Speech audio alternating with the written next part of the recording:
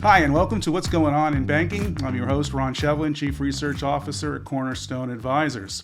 A couple of days ago, Acting Comptroller of the Currency Michael Hsu gave a speech at the Brookings Institution, and he suggested that banks whose size inhibits their abilities to address internal weaknesses and comply with regulations may need to be broken up. He went on to say that the negative impacts of too big to manage and too big to fail banks are immeasurable and can take years to mend. He proposed a 4-stage framework for determining if a bank reached a stage for when they were, quote, too big to manage, and said the design logic of an escalation framework is to use the threat of restrictions and divestitures to force banks to prove that they are manageable. Now, to help me make sense of these comments and its impact on banks and the banking industry is Rob Blackwell, Chief Content Officer and Head of External Affairs at Intrify. Rob is actually host of his own podcast, Banking on Interest, and I'm sure many of you remember Rob from his days at American Banker, where he was editor-in-chief, and before that, I believe he was the Washington Chief Bureau. I hope I got that right. Rob, thanks a lot for joining me today. Oh, my pleasure, Ron. My pleasure. So, Rob, what was your take on Hsu's comments and the reality of it and what you think the impact is going to be on the industry? So, on the one hand, I think it's a tremendous speech. We've never seen a comptroller come out of the box like that and say and really talk about too big to manage at all.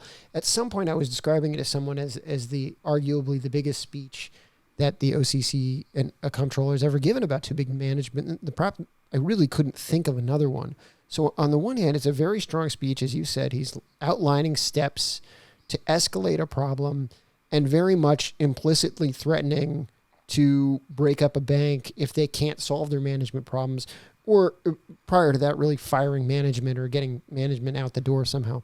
So I think it's a remarkable speech on that side of things. I think at the other stages, what's really interesting is it didn't really move the ball anywhere, because I'm not sure people are taking it seriously.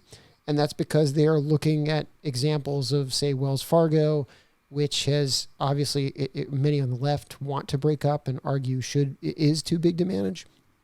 So they're making that argument and they're saying, well, why haven't you done more?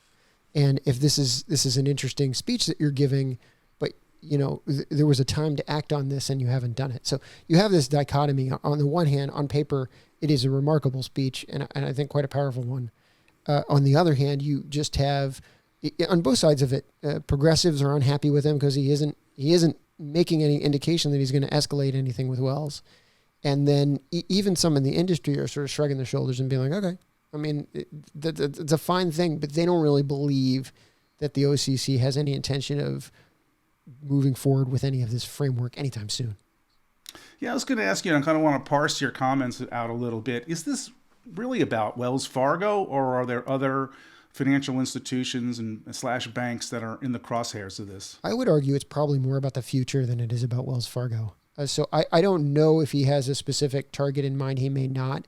I think this is sort of the Wells Fargo of the future. If you remember, obviously Wells Fargo for a long time in Washington was seen as the poster child doing everything right. I mean, they were, and it's kind of hard to recall back that far. But then they had the phony account scandal, which blew up on them. And then when regulators were getting into that, they started uncovering all these other problems. And it has now been through a massive change in management. And it just had another record fine, but that fine with the CFPB was done, was to fix existing problems that are sort of were already baked in as they weren't new issues. They were just issues that had been uncovered during all this look. So I don't think that Comptroller Hsu was coming out and saying, this is the steps I'm going to use against Wells Fargo. I'm not even sure Wells Fargo took it that way.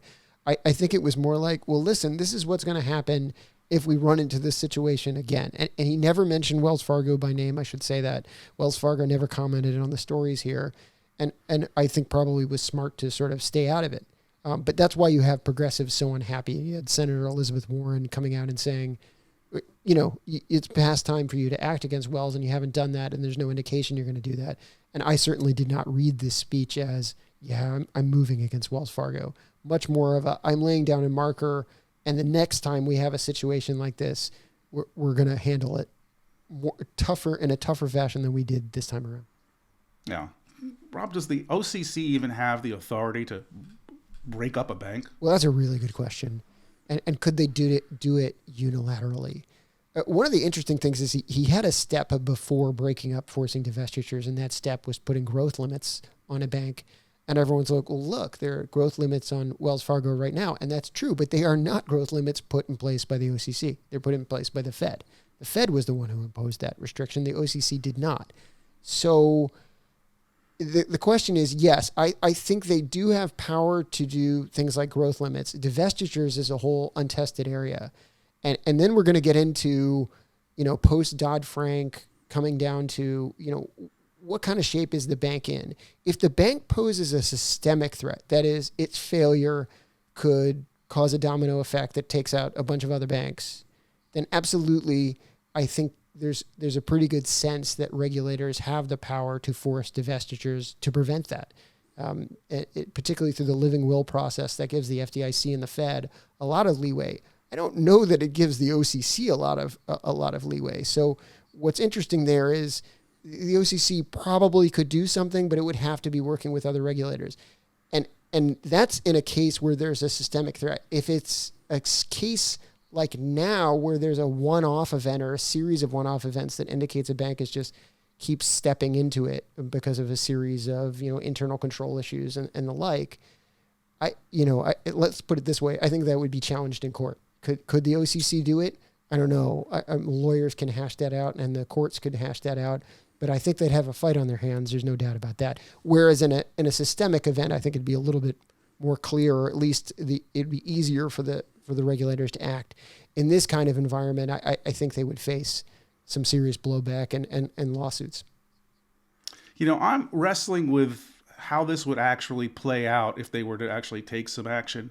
In a lot of really large financial institutions, they're aligned by line of business. There's banking, there's investment, institutional trading, and so forth, where it would be easy to break them out, especially, you think about I'm forgetting even the name of the regulations. You'll remember back in like late 90s, early 2000s when that was relaxed and allowed these big companies to kind of come back together.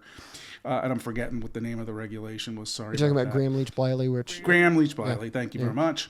But I'm trying to picture like what would actually happen here. So you're going to tell Wells Fargo or some bank of that size that they have to split up their banking operations. And so what, are we going back to mid-sized community bank size institutions who are what? Just going to get scooped up by other large financial institutions at some point. It doesn't seem, I don't see where the benefits of this are. I think you raise a really good point, which is the devil, we like to say the devil's in the details, but it's absolutely in the details here. Okay, so you're going to force divestitures. Where? How? How does that work? Who's being divested? Who's buying that up? And this is a little bit of the case of progressives, pushing for these kind of outcomes. I mean, people have been, Maxine Waters has wanted Wells Fargo to be broken up for years, but it's not really clear what happens if you do that. And of course, that's laying aside the court cases that I said would be happening. But let's assume they could magically wave a magic wand and make it happen. Exactly what gets cut off, where that goes, who's buying it, as you say, it just raises a whole host of other issues. And again, could we manage those issues? Could that be done? Yes. Is it more likely that regulators will use other powers to try and force change? Also, yes. This seems like a last resort kind of situation. And I think it's good in a way that he's coming out and acknowledging too big to manage exists. I think a lot of us have seen these large organizations and it raises questions about that, right? So he's at least acknowledging that there's a potential issue. But I don't think they're going to be jumping to divestiture for exactly the reasons you're raising, and probably will much prefer to use other ways to discipline the bank. Yeah, I want to go back to one of Hsu's comments, Rob, because it kind of challenged some of my thinking, not even at the industry level, but almost at a philosophical level. He said the design logic of an escalation framework is to use the threat of restrictions and divestitures to force banks to, quote, prove that they are manageable.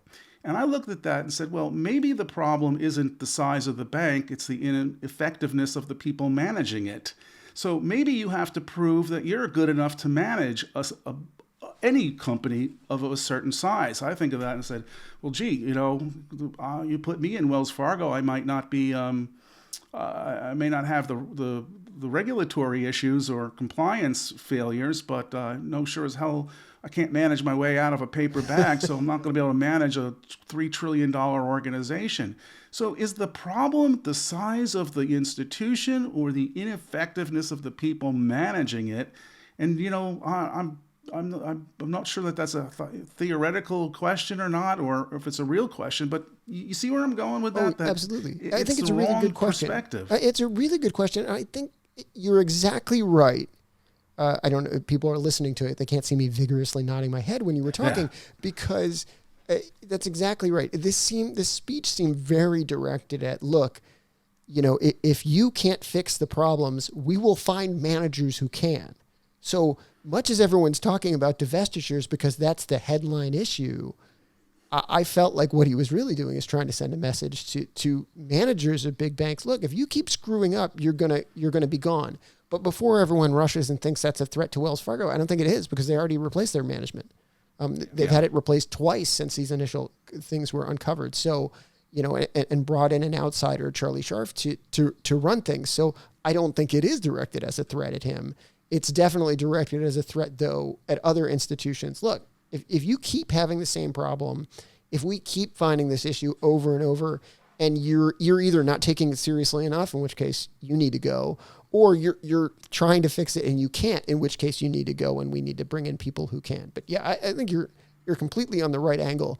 This is as much, or probably much more, about management signaling to management of these big banks than it is about any kind of we're gonna go in and break up the big banks, which isn't happening anytime soon. Got it. I want to go back to one more comment. I had raised this at the beginning as well. Hsu had said that the negative impacts of, quote, too big to manage and too big to fail banks are immeasurable. And what I thought interesting about that was he seemed to be lumping in too big to manage with too big to fail, and wondering, is that one and the same thing, or are they different? And from a legal and regulatory perspective, does this have any implications? Well, that's a really good question too. I guess my question, I would throw it back to you, right, would be, can we conceive of a bank that is too big to manage but is not a bank that would be considered too big to fail? Maybe, no. But I don't think so. Arguably, right, as an intellectual exercise, could you separate those and say this bank, through its management system, it's just too big to manage because it's involved in too many different things? I think it's unlikely. There's probably a very narrow slice of institutions in there that could theoretically fit, but it's unlikely. So, in a sense, they go hand in hand. And I mean, talking about this is all about regulators trying to prove that too big to fail still doesn't exist. And their way to prove that is to say, look, if you get too big and you're proven you keep making mistakes, and he talked in his speech about what are the signs of mistakes, and one of those is just you sort of keep assuming it's one bad apple as opposed to a systemic problem in your own organization. And he's clearly talking about times when examiners are seeing, the bank uncovers a problem and they think, well, that's just this unit, or that's just this person. Or, Wells Fargo famously in the phony accounts situation just said, how many bad apples was it? It was like thousands of employees that they considered bad apples. And that didn't pass the smell test. But the point was the organization had that initial reaction of, well, this is just a one-off thing, man. This is not a bigger issue. And he's saying that that's a real problem. And at that level that it reaches that problem, and we see that you're not taking seriously enough, management could go. And yes, down the line, if management, if for whatever reason that's not taking care of the problem, we could divest you too. But I think the two issues, too big to manage, too big to fail, are linked in a way it's going to be very difficult to pull apart.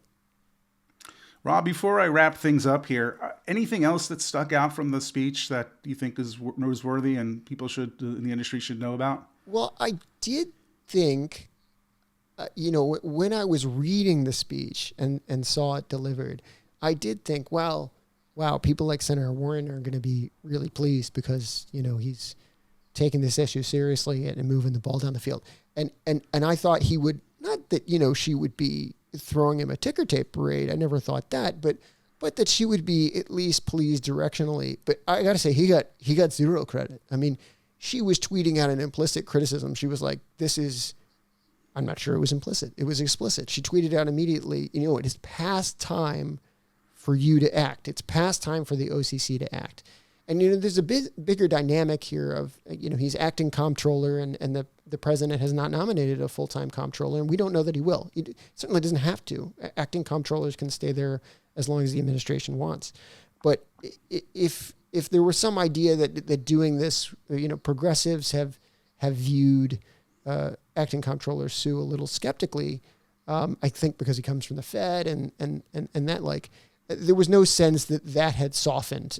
And as much as I saw a lot of these consumer groups, these reform advocates, in a way saying good things about the speech, they were always following it up with, yeah, but you didn't do it. You didn't do it in the case of Wells.